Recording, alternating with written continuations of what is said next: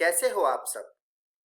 आशा करता हूँ कि आपको जो ये घर पर विद्यालय का अनुभव मिल रहा है उसे आप बहुत एंजॉय कर रहे होंगे और एंजॉयमेंट के साथ साथ आपकी पढ़ाई भी हो रही होगी।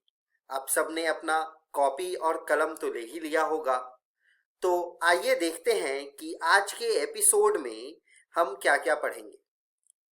हर दिन की तरह आज भी हम अपने एपिसोड की शुरुआत कक्षा 11 की पढ़ाई के साथ करेंगे, जिसमें हम केमिस्ट्री यानी कि रसायन विज्ञान में उसका पहला पाठ रसायन विज्ञान की कुछ मूल अवधारणाएं जानेंगे, यानी कि some basic concepts of chemistry के बारे में जानेंगे। उसके बाद हम भौतिकी का पहला पाठ भौतिक जगत, मात्रक और मापन, जिसे हम physical world, units and measurement के नाम से भी जानते हैं, उसको पढ़ेंगे। बच्चों, कक्षा 11वीं की पढ़ाई के बाद कक्षा 12वीं की पढ़ाई शुरू करते हुए इसमें रसायन विज्ञान में ठोस अवस्था पढ़ेंगे, सॉलिड स्टेट जिसको बोलते हैं।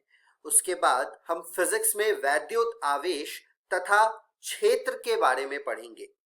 तो चलिए शुरू करते हैं आज के एपिसोड को। नमस्कार दोस्तों, आज हम अपना नया अध्याय शुरू करने जा रहे हैं जिसका नाम है रसायन विज्ञान की कुछ मूल अवधारणाएं का भाग 3। तो चलिए देखते हैं कि हम इस वीडियो में क्या पढ़ने वाले हैं। सार्थक अंक का गणितीय संचालन, विमीय विश्लेषण। तो चलिए शुरू करते हैं आज का पहला विषय, सार्थक अंक का गणितीय संचालन। सार्थक अंक के गणितीय संचालन को जानने से पहले क्या आप वैज्ञानिक संकेतन के बारे में जानते हैं?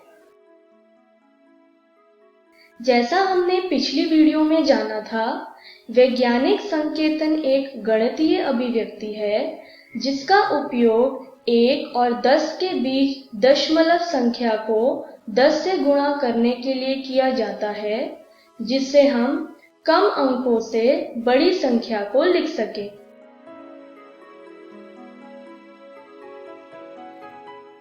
वैज्ञानिक संकेतन में सभी संख्याओं को हम घातीय यानी एक्सपोनेंशियल रूप में लिखते हैं, जैसे कि m × 10 की पावर n।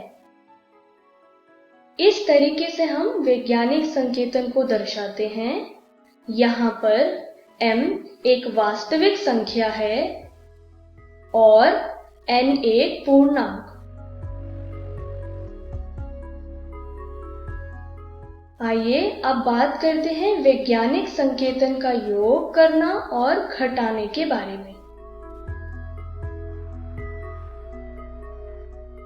इसे अच्छे से समझने के लिए हम एक उदाहरण लेते हैं।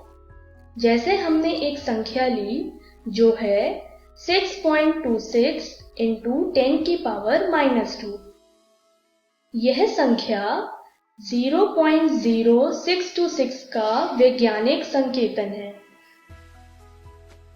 और हमने एक और संख्या ली जो है 3.24 × 10 की पावर -3। यह संख्या 0.00324 का वैज्ञानिक संकेतन है। जब हमने इन दोनों संख्या को जोड़ा तो आंसर आया 6.58 × 10 की पावर -2। यह वैज्ञानिक संकेतन है 0.0658 का। उसी तरीके से जब हमने सेम नंबर को घटाया तो आंसर आया 5.93 × 10 की पावर -2। यह संख्या 0.0593 का वैज्ञानिक संकेतन है।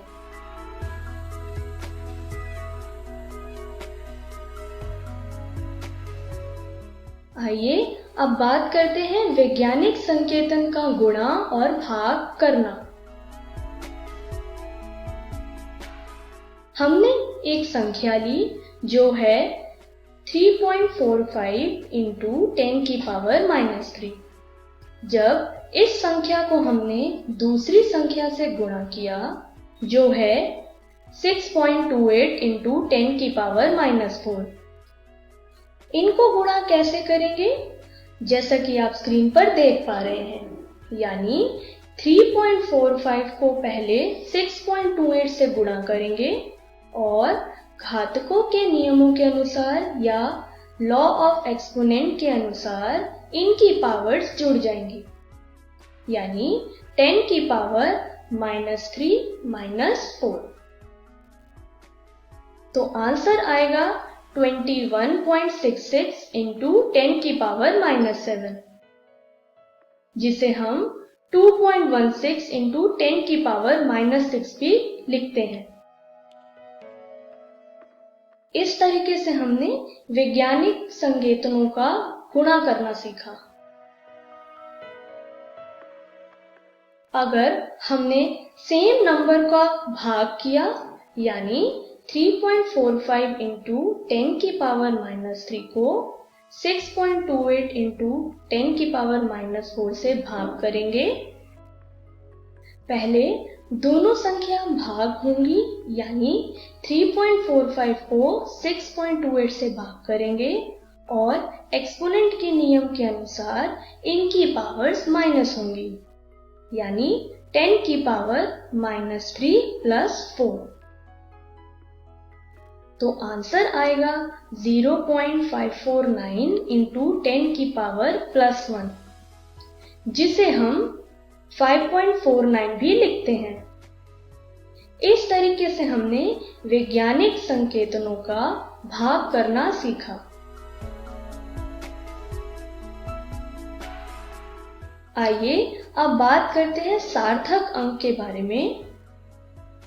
जैसा हमने पिछली वीडियो में पढ़ा था, जब किसी भौतिक राशि का मापन किया जाता है तो उसे शुद्ध रूप में व्यक्त करने के लिए जिन अंकों का उपयोग होता है उन अंकों को सार्थक अंक कहते हैं।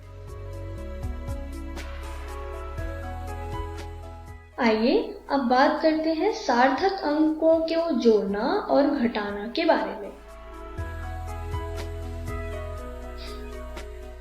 हमने एक संख्या ली जो आप स्क्रीन पर देख पा रहे हैं, यानी 21.11। दूसरी संख्या ली जो है 19.0। तीसरी संख्या ली जो है 1.023। यदि हमें इन तीनों संख्या को जोड़ना हो तो आंसर आएगा 41.133। अब हम अगर सार्थक अंक के नियमों को देखें तो दशमलव के बाद सबसे कम संख्या यानी 19.0 की है। 19.0 में एक ही सार्थक अंक है दशमलव के बाद, तो हम अपने उत्तर में भी दशमलव के बाद एक ही संख्या को लेंगे, यानी 41.133 को हम 41.1 ही लेंगे, यानी दशमलव के बाद एक ही सार्थक अंक को लिया जाएगा। इस तरीके से हम सार्थक अंकों को जोड़ते हैं।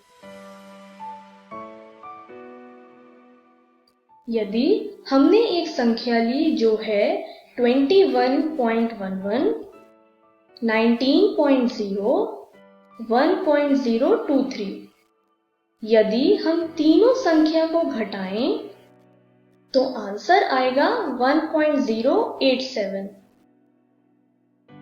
सार्थक अंक के नियमों के अनुसार क्योंकि 19.0 में दशमलव के बाद एक ही सार्थक अंक है, तो हम अपने उत्तर में भी दशमलव के बाद एक ही सार्थक अंक को लेंगे, यानी 1.087 को हम लिखेंगे 1.0, यानी दशमलव के बाद एक ही संख्या ली जाएगी और इस केस में हमने 0 लिया है।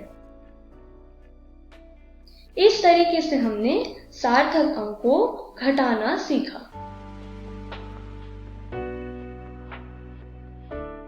आइए अब सार्थक अंकों को गुणा करना और भाग करना सीखें। हमने एक संख्या ली जो आप स्क्रीन पर देख पा रहे हैं। 4.98 को हमने 3.8 से गुणा किया तो आंसर आया 18.924।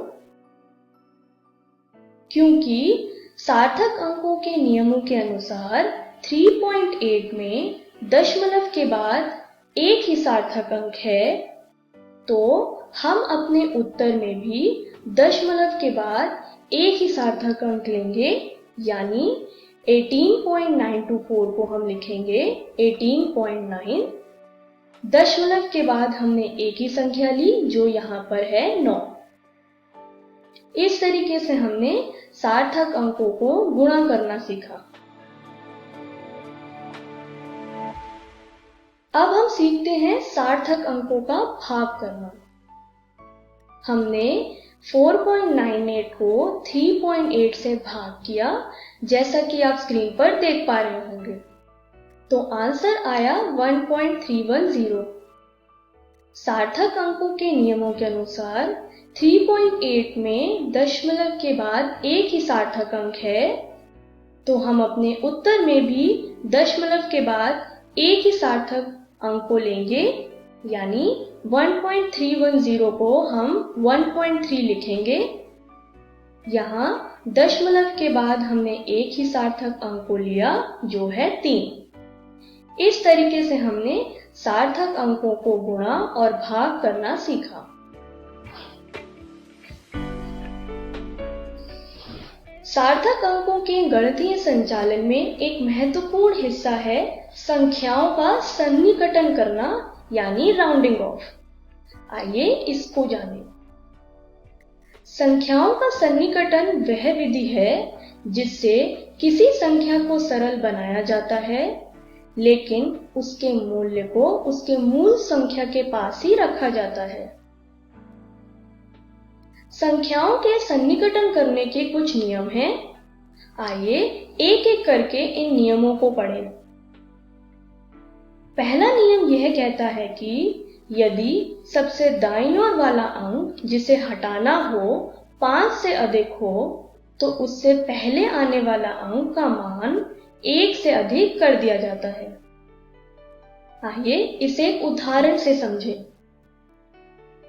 2.987 एक संख्या है। इसमें हमें 7 को हटाना है और 7 5 से अधिक है, तो यह संख्या सन्निकटन या राउंड ऑफ होकर 2.99 बन जाएगी, यानी 8 को हमने 1 से बढ़ा दिया। दूसरा नियम यह कहता है कि यदि सबसे दाईं ओर का हटाए जाने वाला अंक 5 से कम हो, तो उससे पहले वाले अंक को बदला नहीं जाएगा। इसे एक उदाहरण से समझते हैं। 4.984 एक संख्या है। इसमें 4 को हमें हटाना है। क्योंकि 4 5 से छोटा है, तो यह संख्या सन्निकटन होकर 4.99 नहीं बनेगी। तीसरा नियम यह कहता है कि सबसे दाईं ओर हटाए जाने वाला अंक 5 ही हो और 5 से पहले वाली संख्या अगर सम संख्या यानी इवन नंबर हो, तो उस स्थिति में वह संख्या बदली नहीं जाएगी। परंतु अगर 5 से पहले वाली संख्या एक विषम संख्या यानी ऑड नंबर हो, तो वह संख्या 1 से बढ़ा दिया जाएगा। इसे और अच्छे से समझने के लिए एक उदाहरण को देखते हैं। 6.55 एक संख्या है। इसमें 5 से पहले वाली संख्या एक विषम संख्या है, तो 6.55 सन्निकटन या राउंड ऑफ होकर बन जाएगा 6.6। लेकिन अगर हमने दूसरी संख्या ली जो है 7.25, इसमें 5 से पहले वाली संख्या एक सम संख्या यानी इवन नंबर है, तो यह संख्या सन्निकटन होकर बन जाएगी 7.2। आइए अब अपने आखिरी विषय पे चले जो है विमीय विश्लेषण। विमीय विश्लेषण एक सांकल्पिक औजार है जिसका बहुत जगह पर उपयोग होता है। यह वहां उपयोगी होता है जहां एक तरह की भौतिक राशियां किसी घटना के परिणाम के लिए जिम्मेदार हो। इस विधि को हम गुणक लेबल विधि यानी फैक्टर लेबल मेथड या इकाई गुणक विधि या यूनिट फैक्टर मेथड भी कहते हैं। इस विधि को अच्छे से समझने के लिए आइए स्क्रीन पे दिए गए प्रश्न को सुलझाते हैं। क्या आप बता सकते हैं 5 दिन में कितने सेकंड होते हैं? जैसा हम जानते हैं, एक दिन में 24 घंटे, 1 घंटों में 60 मिनट, 1 मिनट में 60 सेकंड होते हैं। तो 5 दिनों में सेकंड्स को निकालने के लिए हम विमीय विश्लेषण का उपयोग करते हैं, जैसा कि आप स्क्रीन पर देख पा रहे हैं। इसको सुलझाने के बाद आंसर आया 4,32,000 सेकंड, यानी 5 दिनों में 4,32,000 सेकंड होते हैं। इस तरीके से हम विमीय विश्लेषण का उपयोग करके कई प्रश्नों को सुलझाते हैं। तो आइए देखते हैं कि हमने इस वीडियो में क्या सीखा। हमने सार्थक अंक का गणितीय संचालन के बारे में जाना, हमने विमीय विश्लेषण के बारे में भी जाना। तो अगली वीडियो में हम क्या पढ़ने वाले हैं? अगली वीडियो में हम रासायनिक संयोजन के नियमों को जानेंगे। Thank you.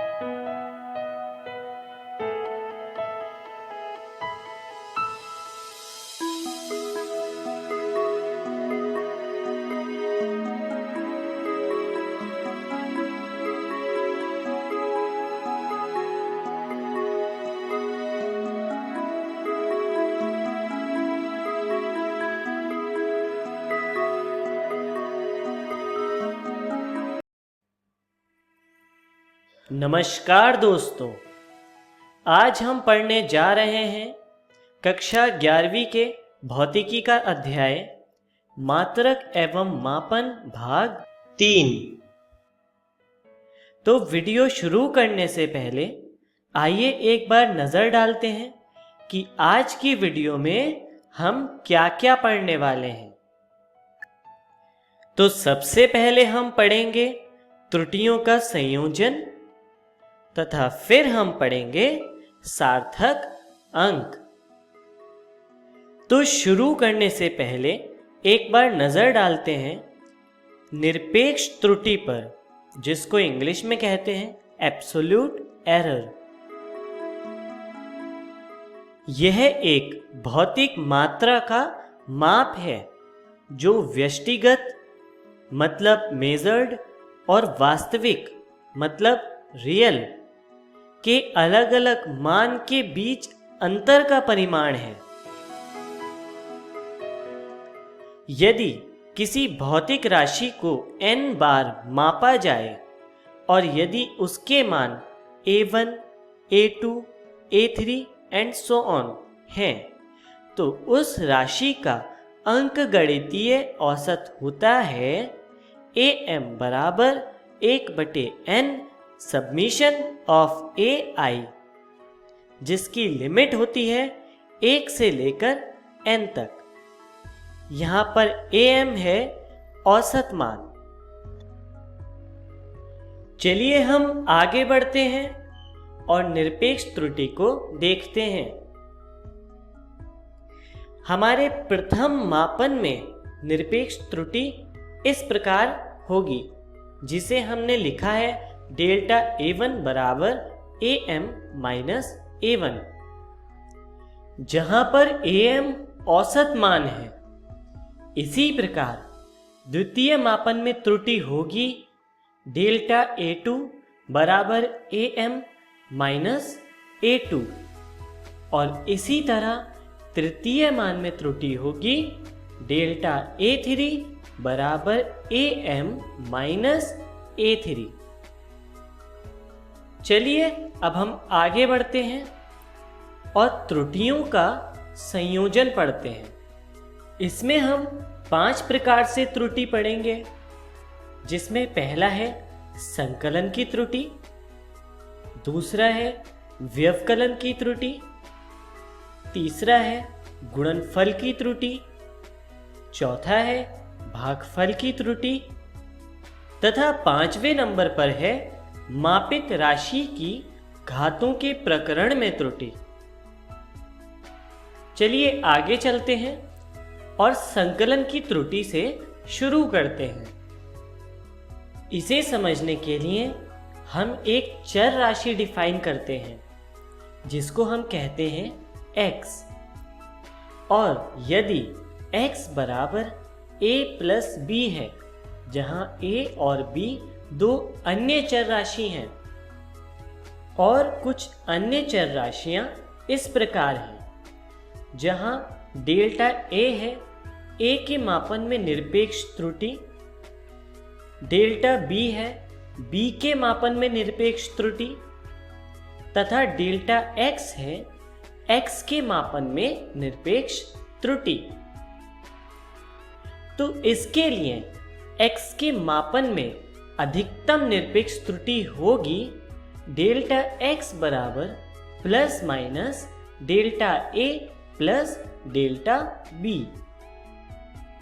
चलिए आगे बढ़ते हैं और व्यवकलन की त्रुटि को समझते हैं। इसे समझने के लिए भी हम फिर से एक चर राशि को डिफाइन करते हैं, जो हम लिखते हैं x बराबर a माइनस b, और यहाँ पर हम कुछ और चर राशियां डिफाइन करते हैं, जो है डेल्टा a बराबर a के मापन में निरपेक्ष त्रुटि, डेल्टा b बराबर b के मापन में निरपेक्ष त्रुटि, तथा डेल्टा x बराबर x के मापन में निरपेक्ष त्रुटि। तो यहाँ पर x के मापन में अधिकतम निरपेक्ष त्रुटि होगी डेल्टा x बराबर plus minus delta a plus delta b। चलिए आगे बढ़ते हैं और गुणनफल की त्रुटि पर नजर डालते हैं। इसके लिए भी हम चर राशि डिफाइन करते हैं, जिसको हम इस तरह से लिखते हैं, जहां x बराबर a गुणा b है, और कुछ और राशियां इस प्रकार हैं, जहां डेल्टा a है a के मापन में निरपेक्ष त्रुटि, डेल्टा b है b के मापन में निरपेक्ष त्रुटि, तथा डेल्टा x है x के मापन में निरपेक्ष त्रुटि। तो यहाँ पर x के मापन में अधिकतम निरपेक्ष त्रुटि होगी डेल्टा x बराबर plus minus x into delta a बटे a प्लस डेल्टा b बटे b। और इसी तरह हम आगे चलते हैं और भागफल की त्रुटि पर नजर डालते हैं। इसके लिए भी हम एक चर राशि डिफाइन करते हैं, जिसको हम इस तरह लिखते हैं, जहां x बराबर है a बटे b के, और कुछ अन्य चर राशियां इस प्रकार हैं, जहां डेल्टा a है a के मापन में निरपेक्ष त्रुटि, डेल्टा b है b के मापन में निरपेक्ष त्रुटि तथा डेल्टा x है x के मापन में निरपेक्ष त्रुटि। तो यहां पर x के मापन में अधिकतम निरपेक्ष त्रुटि होगी डेल्टा x बराबर प्लस माइनस x गुणा delta a upon a plus delta b upon b।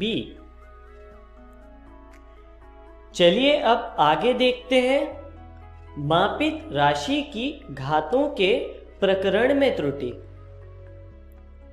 इसके लिए हमने एक चर राशि डिफाइन की है x बराबर a स्क्वायर, जिसको हम गुणनफल के रूप में लिख सकते हैं a गुणा a। और यहां पर डेल्टा a होगा a के मापन में निरपेक्ष त्रुटि तथा डेल्टा x होगा x के मापन में निरपेक्ष त्रुटि। और यहां पर x के मापन में अधिकतम निरपेक्ष त्रुटि का मान होगा डेल्टा x बराबर प्लस माइनस 2x गुणा डेल्टा a बटे a। चलिए अब हम आगे बढ़ते हैं और सार्थक अंक पर नजर डालते हैं। सार्थक अंक को इंग्लिश में कहते हैं सिग्निफिकेंट फिगर। लिखित मापित मान के कुल विश्वसनीय तथा अविश्वसनीय अंकों के योग को सार्थक अंक कहते हैं। चलिए इसको उदाहरण से देखते हैं। उदाहरण हमने लिया है समय का, जिसे लिखा गया है t बराबर 256.47 सेकेंड। अब यहां पर संख्या 2, 5, 6 तथा 4 विश्वसनीय अंक हैं तथा संख्या 7 अविश्वसनीय अंक है, और इसीलिए यहां पर कुल विश्वसनीय अंक हो गए 2, 5, 6, 4, मतलब कुल 4 अंक तथा अविश्वसनीय अंक हो गया 7, यानी कुल 1 अंक। तो यहां पर कुल सार्थक अंक हो जाएंगे 4 + 1 मतलब 5 अंक। तो चलिए आगे बढ़ते हैं और सार्थक अंकों से संबंधित अंकीय संक्रियाओं के नियम पर नजर डालते हैं, जो कि इस प्रकार है। नियम 1, सभी शून्येतर अंक सार्थक अंक होते हैं। शून्येतर का अर्थ है नॉन जीरो। चलिए इसे उदाहरण से देखते हैं। उदाहरण में x का मान है 359, जिसमें कुल सार्थक अंक होंगे 3, क्योंकि इसमें सभी अंक शून्येतर हैं। चलिए आगे चलते हैं और नियम 2 पर ध्यान देते हैं, जिसके अनुसार यदि किसी संख्या में दशमलव है तो दशमलव की स्थिति का ध्यान रखे बिना किन्हीं 2 शून्येतर अंकों के बीच के सभी शून्य अंक सार्थक अंक होते हैं। चलिए उदाहरण से समझते हैं। उदाहरण है x बराबर 22.0039। तो यहां पर कुल सार्थक अंक होंगे 6।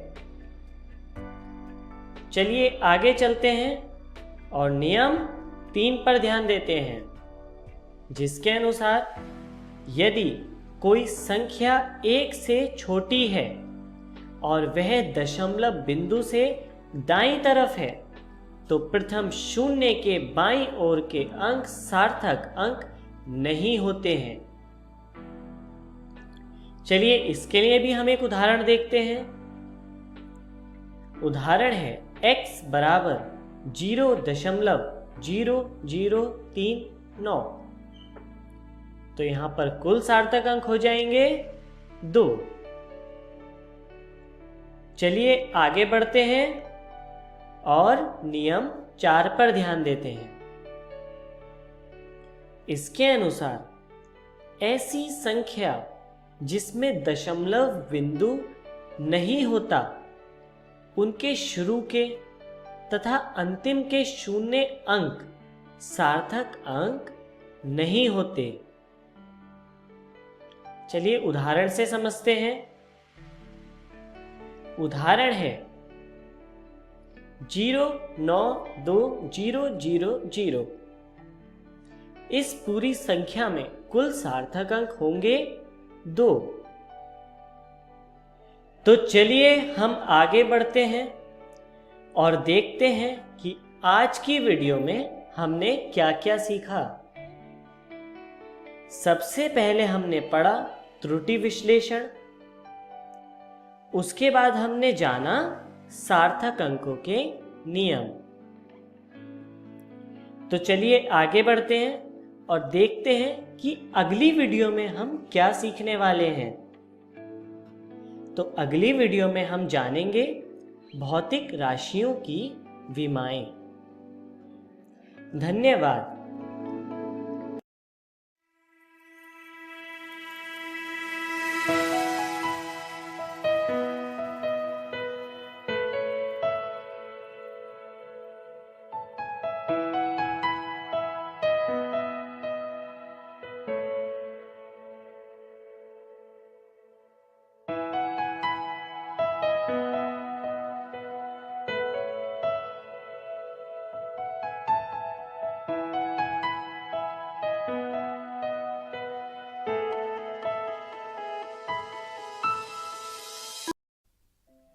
नमस्कार दोस्तों, आज हम ठोस अवस्था का तीसरा भाग शुरू करने जा रहे हैं। वीडियो को शुरू करने से पहले आइए देख लेते हैं कि हम आज किस किस विषय पर बात करने वाले हैं। सबसे पहले हम संकुलन क्षमता के बारे में बात करेंगे। उसके बाद हम ठोसों में अपूर्णताएं पढ़ेंगे। तो आइए शुरू करते हैं संकुलन क्षमता से।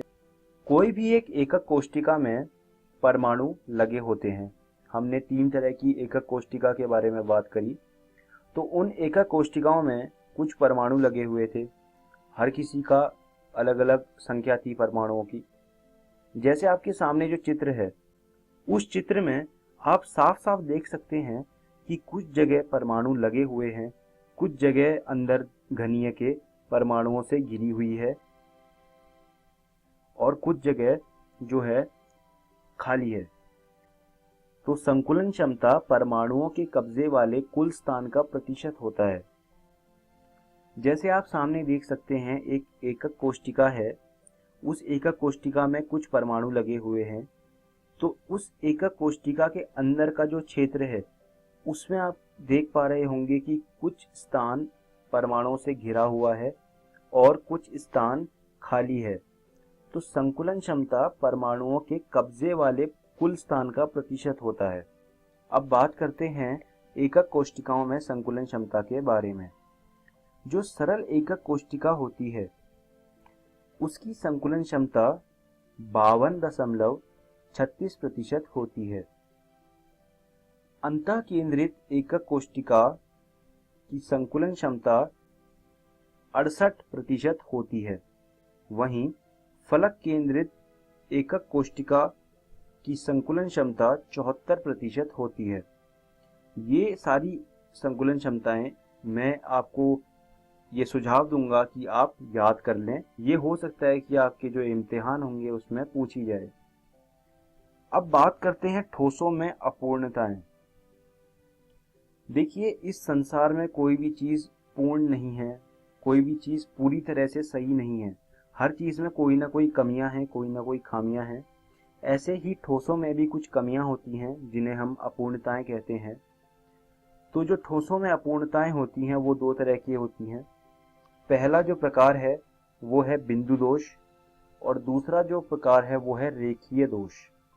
बिंदु दोष हमेशा बिंदुओं में मौजूद होता है। वो किसी भी एक बिंदु में मौजूद हो सकता है, जहां की रेखीय दोष हमेशा एक पूरी रेखा में मौजूद होता है। तो ये 2 तरह के दोष हैं। हम बात करते हैं बिंदु दोष के प्रकारों के बारे में। तो बिंदु दोष के कुछ प्रकार होते हैं जो मैं आपको बताना चाहता हूँ। सबसे पहले होते हैं स्टोचियोमेट्रिक दोष, दूसरा होता है अशुद्धता दोष, फिर उसके बाद आता है नॉन स्टोचियोमेट्रिक दोष। अब बात करते हैं स्टोचियोमेट्रिक दोष की। स्टोचियोमेट्रिक दोष कई प्रकार के होते हैं। जो पहला प्रकार है वो है रिक्तिका दोष, दूसरा प्रकार जो है वो होता है अंतराकाशी दोष, तीसरा फ्रेंकल दोष और चौथा शॉटकी दोष। शुरू करते हैं रिक्तिका और अंतरकाशी दोष से। अभी जो आपके सामने एक चित्र आया है, इसमें आप देख सकते हैं कि जो भी हमारा ये एक ढांचा है किसी एक ठोस का, इसमें से एक परमाणु गायब है। इसे कहते हैं हम रिक्तिका दोष।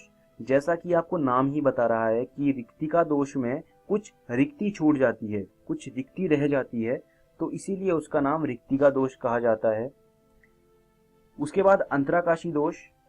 अंतराकाशी दोष में होता क्या है कि बाहर से कोई परमाणु आके या अंदर का ही एक परमाणु किसी दो परमाणुओं के बीच जो छोटी सी रिक्ति रह जाती है उसके बीच में घुस जाता है, उसे कहते हैं अंतराकाशी दोष। तो ये रिक्तिका और अंतराकाशी दोष है। अब बात करते हैं फ्रेंकल दोष की। फ्रेंकल दोष जो है वो आयनिक ठोसों में मौजूद होता है। फ्रेंकल दोष में होता क्या है, एक ठोस के अंदर का ही एक परमाणु अपनी जगह छोड़ देता है और वो दो परमाणुओं के बीच में जो छोटी सी एक रिक्ति छूट जाती है उसके बीच में जाके घुस जाता है।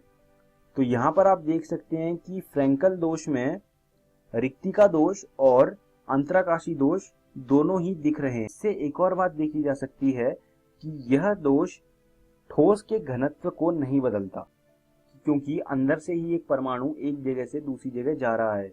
बाहर से ना कोई परमाणु आ रहा है, ना अंदर से कोई परमाणु बाहर जा रहा है, तो यह ठोस के घनत्व को नहीं बदलता। यह दोष उन ठोस पदार्थों द्वारा दिखाया जाता है जिनमें आयनों के आकार के बीच बड़ा अंतर होता है। यह एक बहुत ही ज्यादा महत्वपूर्ण पॉइंट है।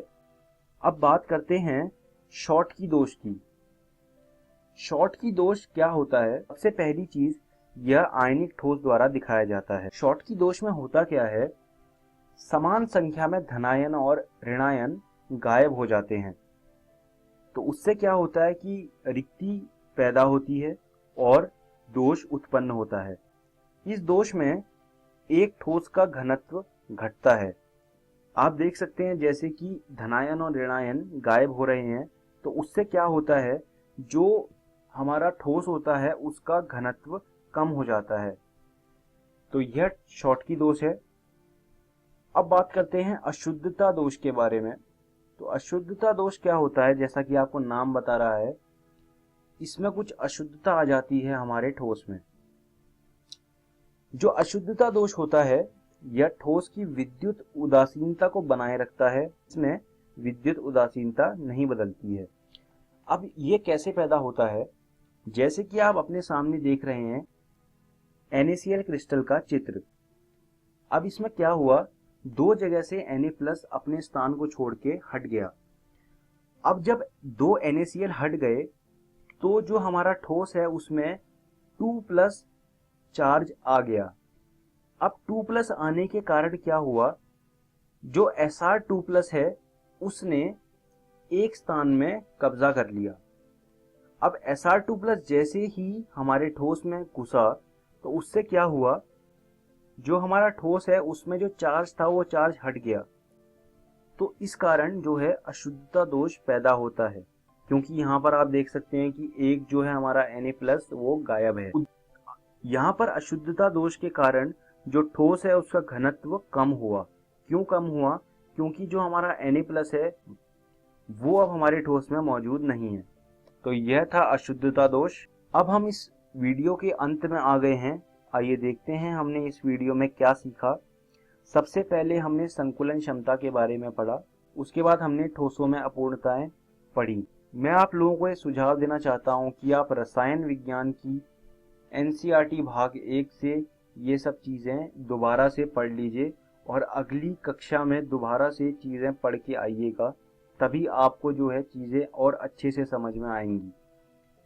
साथ ही मैं आपको ये भी कहना चाहता हूँ कि आप इन सब विषयों पर कुछ सवाल भी कर लीजिएगा। अगली वीडियो में हम विद्युतीय गुणों के बारे में पढ़ेंगे और चुंबकीय गुणों के बारे में पढ़ेंगे। धन्यवाद दोस्तों।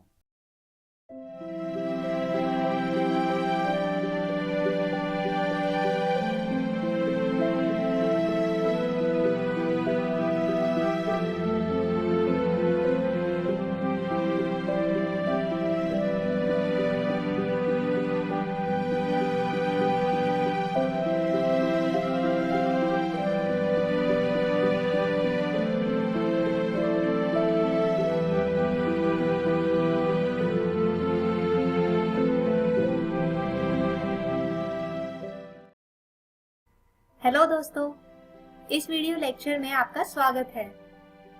दोस्तों, हमारे पिछले वीडियो में हम बात कर रहे थे क्लास 12 के फर्स्ट चैप्टर वैद्युत आवेश तथा क्षेत्र की, जिसमें आज हम जिन टॉपिक की बात करेंगे वो है आवेशों के बीच बल तथा कूलाम नियम की। तो आइए बात करते हैं सबसे पहले टॉपिक आवेशों के बीच लगने वाले बल की।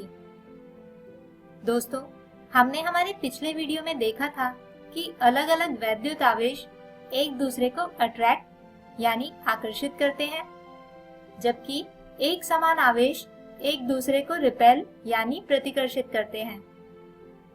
यानी इन दोनों ही परिस्थितियों को देखते हुए हम ये कह सकते हैं कि वैद्युत आवेश एक दूसरे पर फोर्स यानी बल लगाते हैं। लेकिन क्या आपने कभी सोचा है कि इस बल का परिमाण यानी मैग्नीट्यूड कितना होता है? तो दोस्तों, बल के इस परिमाण को मापने का आइडिया सबसे पहले आया था फ्रेंच भौतिक शास्त्री चार्ल्स ऑगस्टिन दे कूलम्ब को, और उनके द्वारा किन्हीं दो वैद्युत आवेशों के बीच लगने वाले इस बल को मापने के नियम को कहा जाता है कूलाम नियम। दोस्तों, इस नियम के अनुसार किन्हीं दो वैद्युत आवेशों के बीच लगने वाले बल का परिमाण आवेशों के गुणनफल के अनुक्रमानुपाती होता है। यानी हम लिख सकते हैं कि बल अनुक्रमानुपात Q1 गुणा Q2। इसके अलावा ठीक गुरुत्वाकर्षण बल के जैसे ही इस बल का परिमाण भी व्युत्क्रमानुपाती होता है आवेशों के बीच की दूरी के वर्ग के। यानी अगर दोनों आवेशों के बीच की दूरी r है तो बल व्युत्क्रमानुपाती होगा r की घात 2 के। अब अगर हम इन दोनों ही स्टेटमेंट्स को साथ में लिखें तो बल के परिमाण F को लिखा जा सकता है अनुक्रमानुपात Q1 Q2 बटे r की घात 2। और अगर अनुक्रमानुपातिकता के चिन्ह को हटाया जाए तो F बराबर होगा K Q1 Q2 बटे R की घात 2 के। दोस्तों, यहाँ पर K को बोला जाता है आनुपातिकता स्थिरांक और इसका मान होता है 1/4 पाई एप्सिलॉन नॉट के। लेकिन दोस्तों, जैसा कि हम जानते हैं कि बल एक सदिश राशि होती है, यानी इसके परिमाण के साथ साथ इसकी एक निर्धारित दिशा भी होती है। और अगर हम माने कि यहाँ ये दो वैद्युत आवेश हैं जो एक दूसरे पर बल लगा रहे हैं, लाल वाले आवेश को हम 1 से अंकित करते हैं और नीले वाले आवेश को 2 से। अब जैसा कि हम देख रहे हैं कि ये दोनों ही आवेश एक दूसरे को अपनी ओर खींच रहे हैं, यानी आवेश 1 की वजह से आवेश 2 पर जो बल लग रहा है वो कुछ इस दिशा में होगा। दोस्तों, इसे हम लिख सकते हैं F21, यानी आवेश 2 पर आवेश 1 की वजह से लगने वाला बल। और ठीक इसी तरह आवेश 1 पर आवेश 2 की वजह से लगने वाला बल कुछ इस तरह से होगा और इसे लिखा जा सकता है F12, यानी आवेश 1 पर आवेश 2 की वजह से लगने वाला बल। अब दोस्तों, कूलाम नियम के अनुसार इन दोनों ही बलों का परिमाण होगा एक समान और जो बराबर होगा 1/4 4 पाई एप्सिलॉन नॉट गुणा Q1 Q2 बटे R की घात 2। दोस्तों यहाँ पर एप्सिलॉन नॉट को कहा जाता है परमिटिविटी ऑफ वैक्यूम, यानी निर्वात की पारगम्यता, और इसका मान होता है 8.854 गुणा 10 की घात ऋणात्मक 12 कूलम की घात 2 प्रति न्यूटन प्रति मीटर स्क्वायर। और इस मान को रखकर हम निकाल सकते हैं 1/4 पाई एप्सिलॉन नॉट की वैल्यू, जो होती है 9 गुणा 10 की घात 9 न्यूटन मीटर स्क्वायर प्रति कूलम स्क्वायर के बराबर। आइए अब इसी नियम पर आधारित एक उदाहरण समझते हैं। क्वेश्चन है 5 माइक्रोकूलम आवेश के 2 कणों को 1 मीटर लंबे विद्युत रोधी तार से जोड़ा जाता है तथा इस निकाय को एक चिकनी सतह वाली मेज पर रखा जाता है। तार में उत्पन्न होने वाले खिंचाव की गणना करें। यानी 2 कण जिनका आवेश 5-5 माइक्रोकूलम है किसी 1 मीटर लंबे विद्युत रोधी तार से जुड़े हैं। दोस्तों, तार विद्युत रोधी होने की वजह से यहाँ आवेश एक कण से दूसरे कण पर स्थानांतरित नहीं होगा। इसके अलावा ये पूरा निकाय एक चिकनी सतह वाली मेज पर रखा है, जिससे किसी भी तरह की मूवमेंट को हम देख सकें। अब हमें निकालना है इस तार में उत्पन्न होने वाला खिंचाव। तो आइए सबसे पहले समझते हैं कि ये खिंचाव आखिर होगा क्यों, और इसे समझने के लिए हम देखते हैं इस मेज का टॉप व्यू।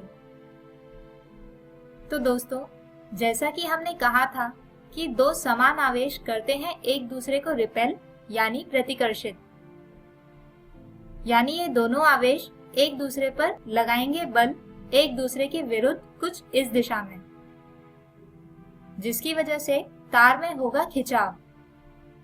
और दोस्तों, यहाँ पर जो क्वांटिटीज हमें दी गई हैं वो हैं Q1 बराबर Q2 बराबर 5 माइक्रो, या यूं कहें कि 5 गुणा 10 की घात ऋणात्मक 6 कूलम, और R बराबर है 1 मीटर के।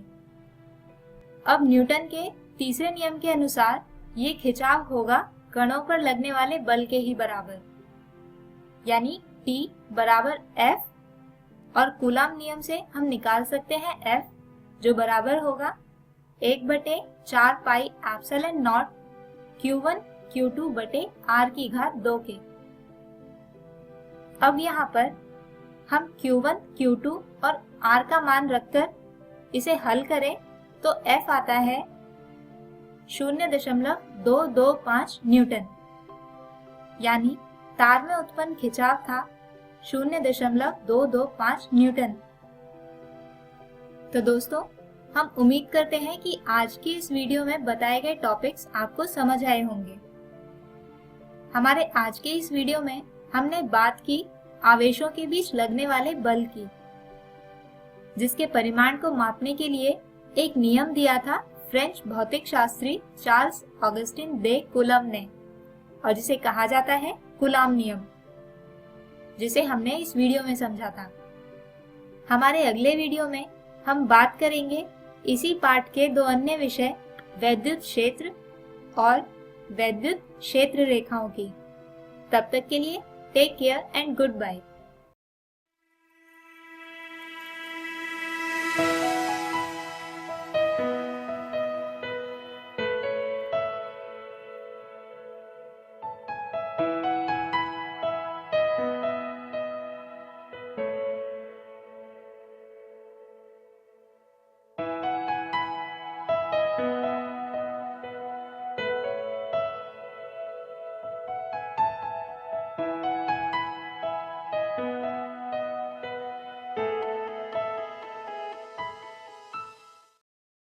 नमस्कार। हमारा देश और पूरा विश्व आज कोविड-19 की चुनौती का सामना कर रहा है।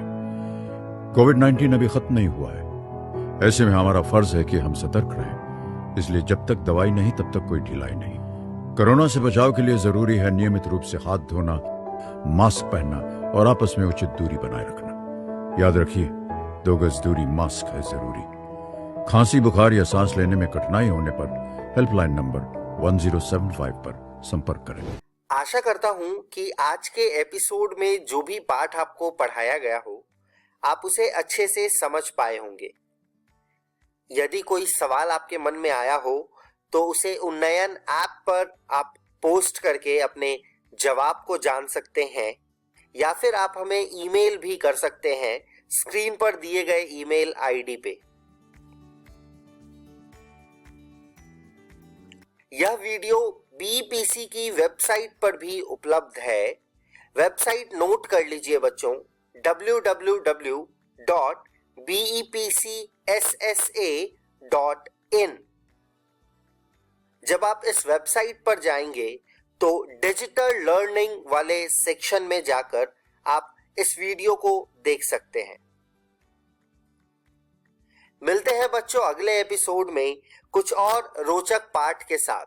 तब तक के लिए घर में रहिए, सुरक्षित रहिए और पढ़ते रहिए। बाय बाय बच्चों।